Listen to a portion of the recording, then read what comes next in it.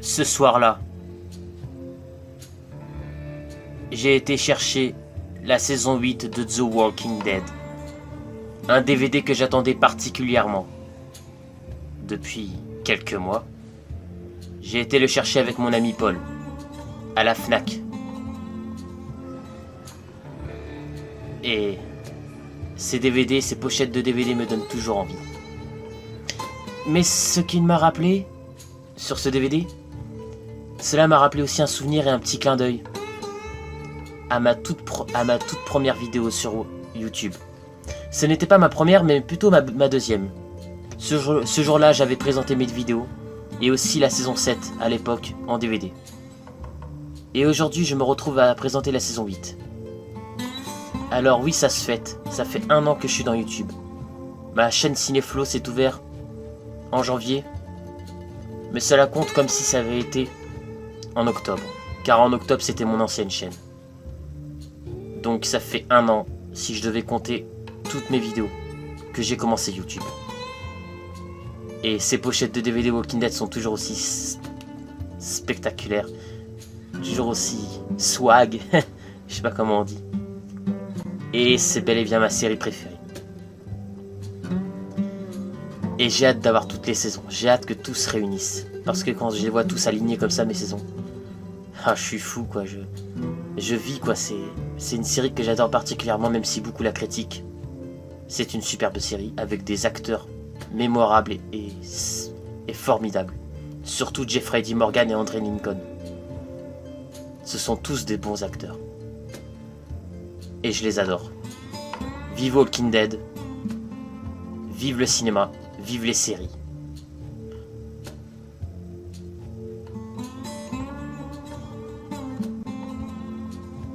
Et ma pile de DVD se remplit petit à petit.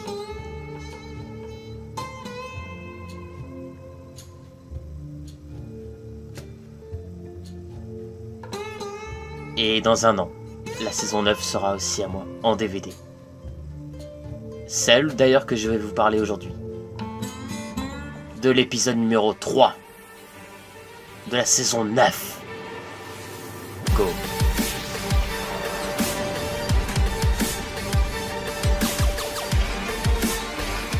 Bienvenue sur cette analyse et sur cette critique de l'épisode numéro 3 de The Walking Dead, saison 9. Suite à des problèmes personnels, j'ai eu un peu de retard pour cette vidéo et je m'en excuse énormément pour ceux qui étaient peut-être pressés de savoir mon avis sur cet épisode. C'était des problèmes personnels. Pour ceux qui me suivent sur les messages, en message sur Instagram, je pense que vous savez déjà de quoi je parle. Je préfère éviter d'en parler. Donc nous allons faire donc cette nouvelle critique. Je pense que je suis assez en forme pour essayer de la faire, ça va pas être non plus trop compliqué. Un bon épisode, un épisode de panique. Je pense que c'est le mot à dire pour cet épisode. Et il est très bien rythmé, rythmé, c'est pas l'épisode le plus rythmé que nous ayons pu voir, mais niveau stress, niveau suspense, ça nous fait complètement... On devient parano. Alors, on se pose plein de questions. Est-ce que c'est ça? Est-ce que c'est ça? Et pas du tout. Et pas du tout. On est étonné. Cet épisode est très bien structuré. Il est très bien fait. Rick donc a toujours autant d'importance. On le voit beaucoup à l'écran parce qu'on craint de la catastrophe qui va pouvoir bientôt arriver dans Walking Dead. C'est-à-dire qu'on a vu dans l'épisode prochain que d'après ce qu'ils ont dit, on va le voir encore dans 2 épisodes. Et voilà, c'est soit il va disparaître, soit il va mourir. Voilà, je penche pas d'un côté ou d'un autre, forcément tout cela dépend de la manière que c'est bien fait. C'est sûr que je préfère un peu plus qu'il disparaisse plutôt qu'il meure, je le cache pas, j'aime beaucoup Rick. Je trouve que ce look qu'il a, cette façon de penser, c'est beaucoup mieux qu'avant. Avant il était zinzin, il tenait pas ses promesses, il était cinglé. Surtout je pensais plutôt à la saison 7 et 8, que Rick a beaucoup tourné en rond dans sa tête, il se posait trop de questions, à vouloir tuer Negan, il était obsédé que par ça. Et maintenant, il a cette faculté de vouloir éviter de tuer le maximum de gens pour former quelque chose. Le principal problème, c'est les morts. Et il a raison. Il a raison parce que quand on se met dans un monde de zombies, la première chose à faire, c'est pas de se tuer entre humains, c'est tous de se rassembler pour trouver une solution et tuer ces zombies. Il faut trouver une solution pour ce remède. Et dans cet épisode, il y a pas mal de choses qui est très intéressant, qui nous laisse un suspense. Donc on voit des petits passages au début avec Rick.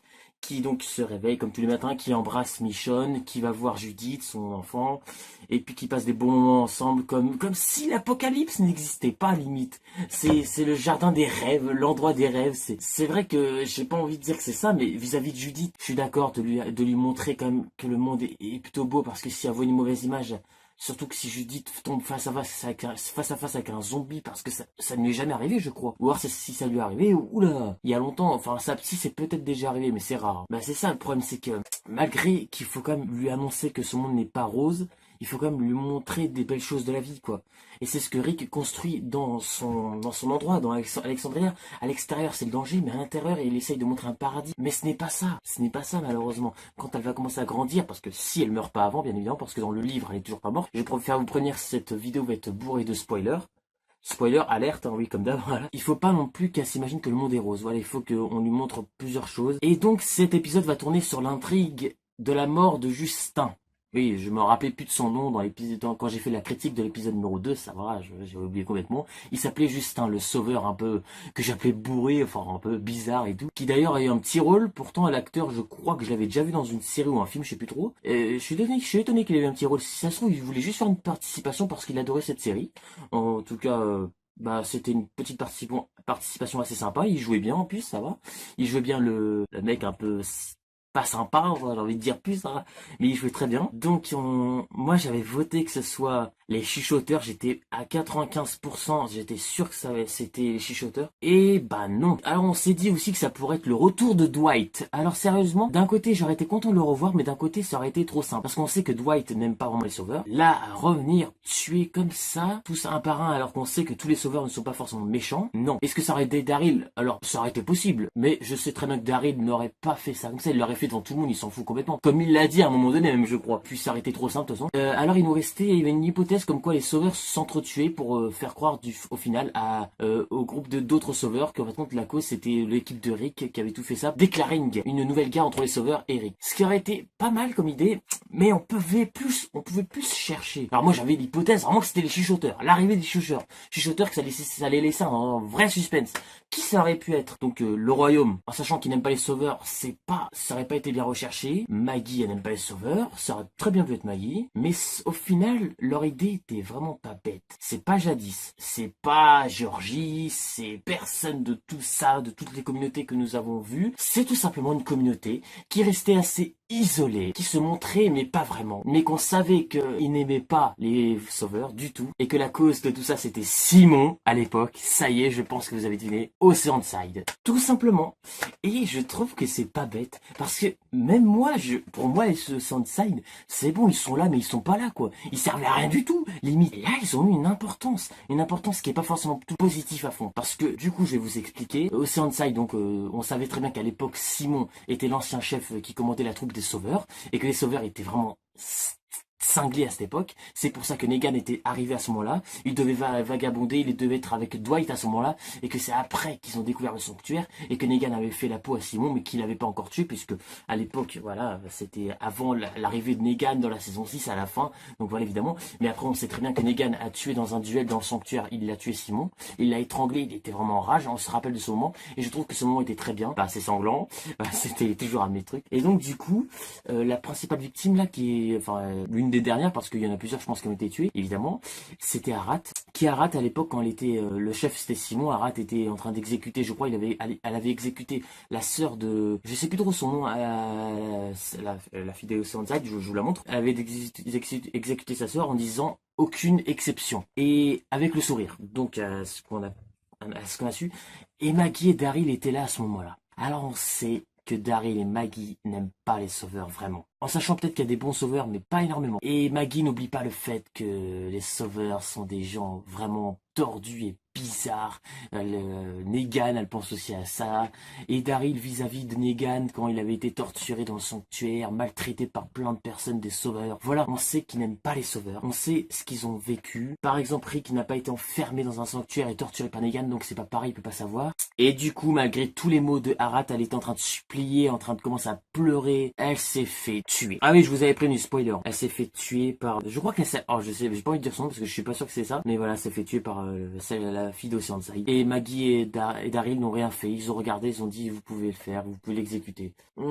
Ça sent la merde. Parce que quand Rick va apprendre ça, garder les mondes en vie pour essayer de bâtir quelque chose, un nouveau monde, un nouvel ordre, ça va pas lui plaire. Ça va pas lui plaire beaucoup du tout. C'était un passage triste. Et je trouve qu'il était bien amené parce que le coup d'Ocean Side, je m'y attendais pas du tout. Alors à la limite, franchement, je suis content parce que je m'y attendais pas du tout. Et c'est le principe de Walking Dead, c'est le principe qu'on doit pas s'y attendre. Mais quand même, au début, j'étais déçu parce que je me dis, Justin, on dirait qu'il a été emporté par un truc très grand. Oh non, en fait, compte, c'était juste Ocean Side. Alors je sais pas qui mesure une grande taille, mais ça avait l'air d'être grand. On avait l'impression qu'il était emporté comme ça. Là. Ouais, donc on l'a bien vu au début, Justin qui est transformé en zombie. Voilà, je précise, on l'a vu au début. Hein. Donc avec un message, dernier avertissement, c'est ce que le message disait. Je m'excuse parce que la nuit commence à tomber, j'essaie de me dépêcher pour finir. Il y a pas beaucoup de clarté, j'espère que vous me voyez encore, je pense que vous me voyez encore. Concernant donc ce passage était bien beau, j'ai bien aimé, je m'y attendais pas du tout, c'est le principe de Walking Dead, c'est très bien. Il y a eu beaucoup de stress et de conflits, les sauveurs commencent à se rebeller et tout. Il y en a dans la nuit qui ont voulu tuer Carol, Eric était là, ils étaient malins donc voilà, on les connaît.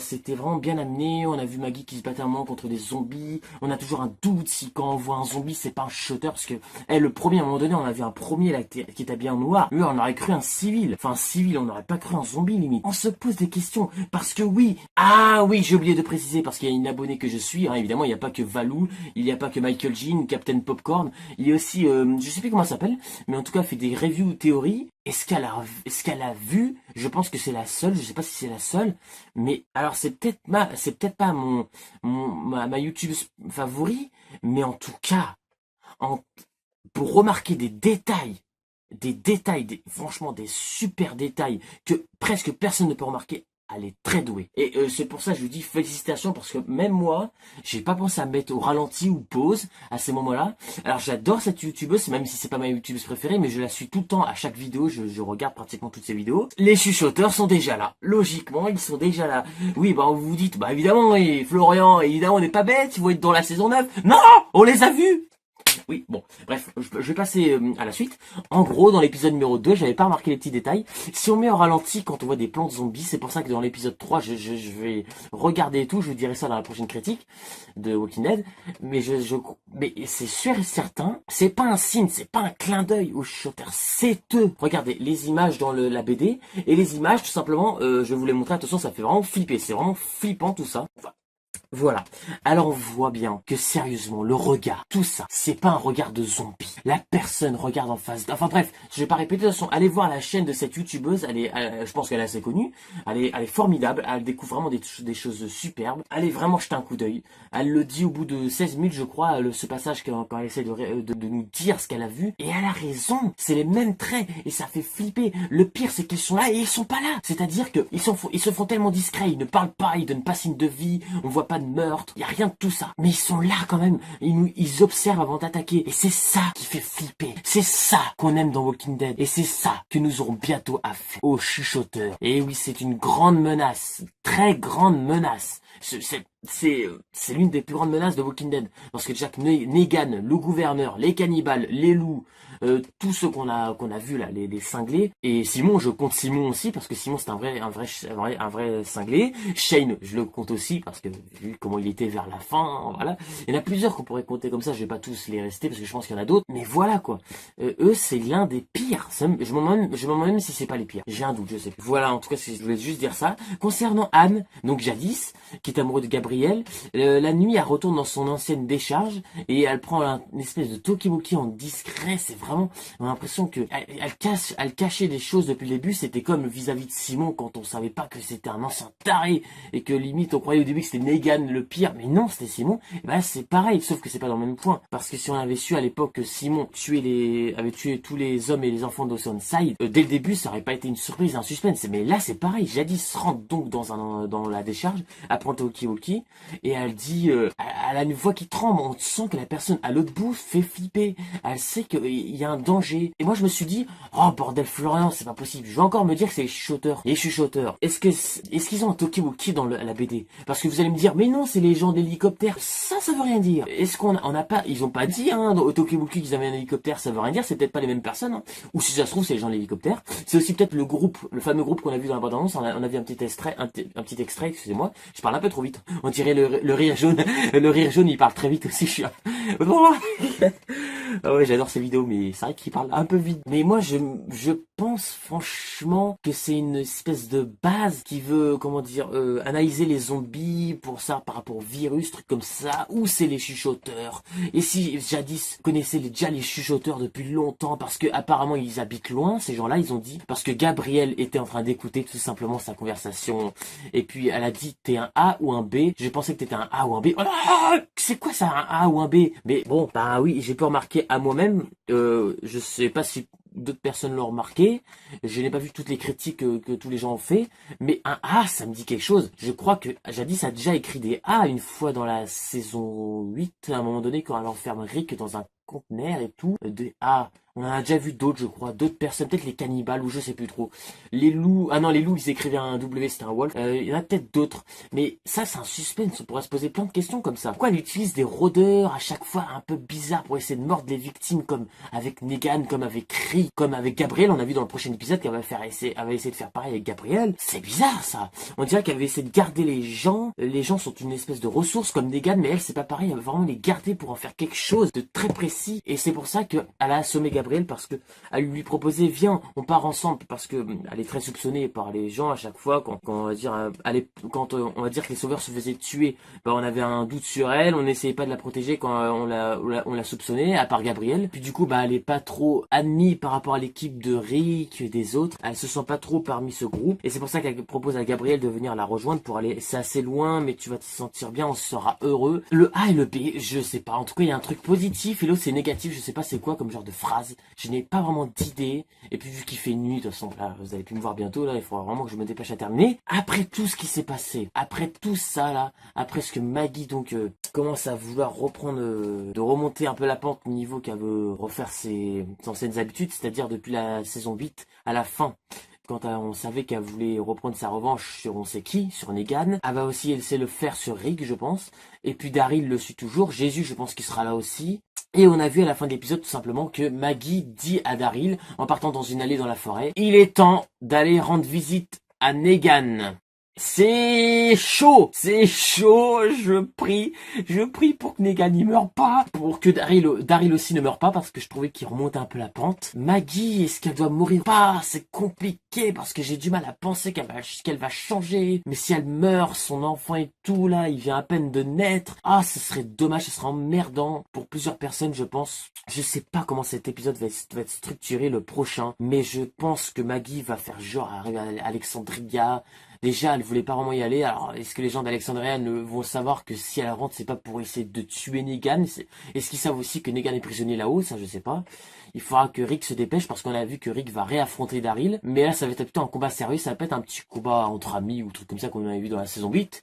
Ça va vraiment être du sérieux. Je pense même que s'il pourrait pas y avoir des chuchoteurs qui vont arriver à ce moment-là, je ne sais pas, j'ai des hypothèses, mais je pense pas encore. Il va y avoir des blessés. Mais Maggie va bel et bien arriver pour essayer de revoir Negan. Ça va faire bizarre. Et à la fois, ça va être stressant et bien fait, je pense, parce que c'est ce qu'on voulait voir, du stress, et là, on va la voir. Maggie, qui, je pense, va arriver, elle va dire, tu te rappelles alors du visage de Glenn et le sourire que t'avais ce jour-là? Mais ce que Maggie ne voit pas trop chez Negan, c'est ses côtés humains. Et c'est ça que Negan faudrait qu'il essaie de le montrer. C'est-à-dire ses côtés humains, comme quand il parlait à Carl, à Gabriel, à Jadis et tout. On a vu à plusieurs moments comment il était sympa et tout. Un épisode vraiment mouvementé, l'épisode numéro 3. J'ai beaucoup parlé, j'en peux plus. Je pense que cette vidéo sera un peu longue, hein, désolé, hein, j'aurais pu la faire un peu plus courte. Voilà, donc comme vous avez vu, vous pouvez donc très bien vous acheter le DVD de The Walking Dead qui est sorti, hein, comme vous avez vu au début. Et puis moi, je vous dis à très bientôt sur Cinéflow. C'était un très bon épisode. Je trouve que Walking Dead remonte la pente en niveau que les longueurs et les trucs qui ne servent pas à grand chose, là, il ne le montre pas vraiment. Et je trouve ça intéressant. quand t'es comme pareil, les longueurs, je sais pas, moi je donne un exemple, je sais pas, quand des personnages vraiment qu'on n'attache pas, comme Tara comment ça s'appelle, Rosita ou Eugène, voilà, dans la saison 8 n'avait pas trop d'importance, je trouvais. Quand ils se parlaient entre eux, c'était emmerdant et tout. Là, franchement, ils utilisent des dialogues vraiment beaucoup plus intéressants pour cette saison 9, mais ça c'est, voilà, je pense que c'est par rapport à Scott Grimple qui est reparti, et puis je suis quand même un peu plus content, voilà, je trouve que c'est beaucoup mieux. Donc voilà mon avis sur l'épisode numéro 3 de la saison 9 de The Walking Dead, et puis moi je vous retrouve très bientôt pour une prochaine vidéo dans Cinéflo. Voilà, à très bientôt.